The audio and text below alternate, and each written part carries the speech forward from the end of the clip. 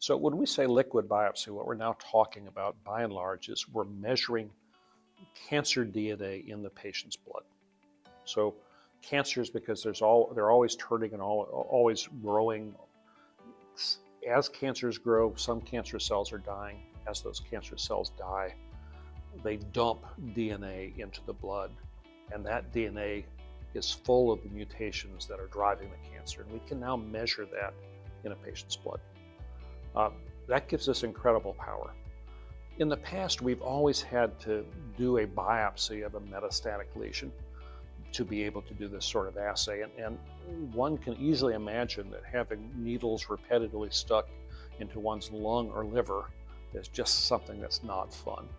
It's potentially dangerous in any case. So we're now in the process of transiting to increase use of so-called liquid biopsies. Liquid biopsies, we draw some blood from a patient's vein. We isolate the DNA from the patient's blood. We do the next generation sequencing that we've talked about, either a larger or a smaller panel. This is something that's changing as well. And then we identify the particular mutations in the patient's cancer. Now, initially this has been done just with DNA. Increasingly, physicians are looking at RNA-based assays, and indeed there are a number of other assays that are being looked at experimentally.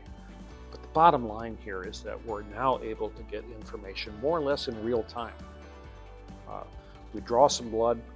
That blood, when we measure DNA or RNA in the patient's blood and look at those tumor mutations, we're basically seeing what's actually going on in the patient at that moment in terms of all the cancer in their body.